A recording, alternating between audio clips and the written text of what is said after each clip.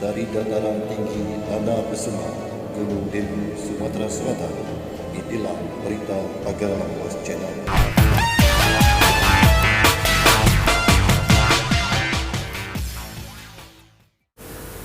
Assalamualaikum warahmatullahi wabarakatuh. Bersama saya Mbak Dwi di Pagar Lawas Channel. Di sini saya bersama Mbak Cepi. Baiklah, hari ini kita akan menyampaikan beberapa berita yang terjadi di Kota Pagaralam. Mbak Cepi, apa berita yang akan disampaikan pada hari ini? Kapolres Pagaralam AKBP Doli Gumara bersama PJU menyambangi berkas Koramil 10 Pagaralam untuk memberikan ucapan HUT TNI ke-75. Jaga sinergisitas beri kado kue ulta TNI ke-75. Momen Hari Ulang Tahun Tentara Nasional Indonesia yang ke-75 tahun 2020. Kapolres Pagaralam AKBP Doli Gumara SIK Mhum bersama PJU menyambangi markas Komando Rayon Militer Koramil 10 Pagaralam. Pada kesempatan tersebut, kos seragam coklat tersebut membawa kado berupa kur ulang tahun berhias loreng, tak lain merayakan HUT TNI sebagai wujud sinergitas dan hubungan-hubungan yang harmonis antara TNI Polri. Pada intinya kita TNI Polri senasib sepenanggungan, ujar Kapolres di hadapan para personil Koramil Pagaralam, sekaligus memberikan ucapan selamat ulang tahun kepada TNI serta kue ulang tahun yang kemudian diberikan kepada Danramil 10 Kodim 405 Lahan. Kapolres mengumumkan kunjungan ke Koramil sengaja dilakukan sebagai bentuk sinergisitas antara TNI dan Polri. Selamat kepada personil TNI di tanah air, terkhusus jajaran TNI yang bertugas di Pagaralam. Edo, Pagaralam Post Channel. Shelter Coffee Break di Puncak Bukit Tanjung Iran, Dempo Utara. Perwujudan konsep wisata terintegrasi sekaligus edukasi. Ini tayangannya. Terintegrasi dan mengedukasi.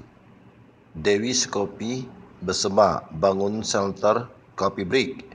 Dewi Skopi Besema membangun sebuah shelter di puncak Bukit Tanjung Iran di Dusun Gunung Agung Ilir, Kelurahan Agung Lawangan, Kecamatan Dempo Utara, dinamai Coffee Break Shelter.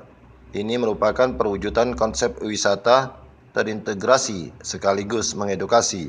Ketua Dewi Skopi Besema Anca Ndin menuturkan, shelter Coffee Break bukan hanya menjadikan tujuan wisata yang menonjolkan keindahan alam semata, tapi merupakan sebuah lokasi yang kelak jadi pusat edukasi tentang kopi. Disinilah nanti ada perpustakaan yang berisi buku-buku tentang sejarah kopi, ujar Anca. Keberadaan perpustakaan ini kelak bisa menopang mata pelajaran muatan lokal kopi di seluruh jenjang pendidikan, mulai dari TK, SD, SMP, SMA, hingga perguruan tinggi. Selain perpustakaan, lanjut Anca, di shelter ini juga ada perkebunan kopi milik anggota Dewi Skopi. Di shelter ini, kami akan mengajarkan generasi muda tentang hulu dan hilir produksi kopi. Edo, Pagaralam Post Channel. Bahasa-bahasa yang jumlah penuturnya 500 orang atau kurang dikategorikan bahasa dalam proses kepunahan. Salah satunya bahasa Besema.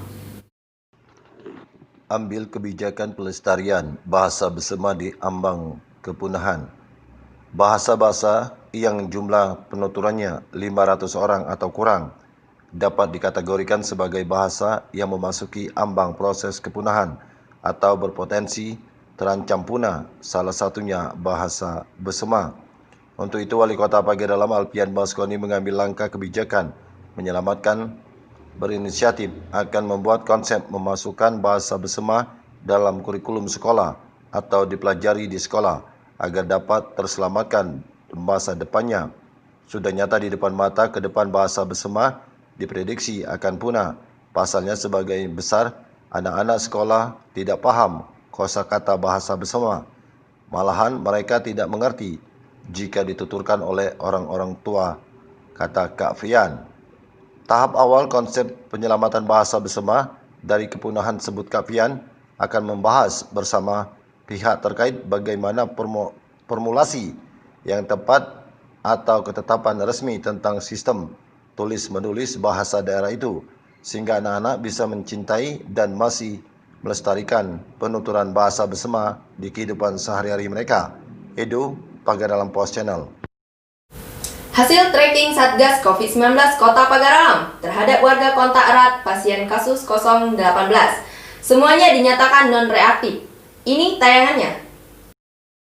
Hasil tracking semua non-reaktif Satgas Antisipasi Klaster Perkantoran. Hasil tracking Satuan Tugas Satgas Penanganan COVID-19 Kota Pagar Alam terhadap warga kontak erat dengan pasien kasus 018. Semuanya dinyatakan non-reaktif terpapar virus corona. Hal ini disampaikan juru bicara Satuan Tugas Penanganan COVID-19 Kota Pagar Alam, Samsul Bahri. Dijelaskan Samsul sebagai tindak lanjut terhadap pasien kasus nomor 018 yang berdomisili di Jalan Eprikan. Satuan Tugas langsung melakukan tracking terhadap sejumlah warga, tetangga, serta perkantoran tempat bersangkutan bekerja. Kebetulan, bersangkutan juga merupakan seorang ASN di lingkungan Pemkot Pagar Alam. Jadi untuk mengantisipasi klaster perkantoran, Satuan Tugas juga telah melakukan rapid test terhadap sebanyak 12 orang pegawai ASN di Dinas Lingkungan Hidup. Alhamdulillah, hasil semuanya non-reaktif, jelas Samsul. Ditambahkan Samsul, untuk warga tetangga yang kontak erat dengan pasien kasus 018 juga dilakukan rapid test sebanyak 13 orang. Hasilnya sama, semuanya non-reaktif. Sedangkan tracking di perkantoran atau BUMN lainnya ada sebanyak 4 orang. Di rapid test hasilnya juga non-reaktif. Total ada sebanyak 29 warga yang pernah kontak erat dengan pasien kasus 018 dan dinyatakan hasil rapid test semuanya non-reaktif, kata Samsul. Edo, Pagar Alam Pos Channel. Terima kasih telah menyaksikan tayangan kami di Pagar Alam Pos Channel. Jangan lupa like, subscribe, dan komen. Wassalamualaikum warahmatullahi wabarakatuh.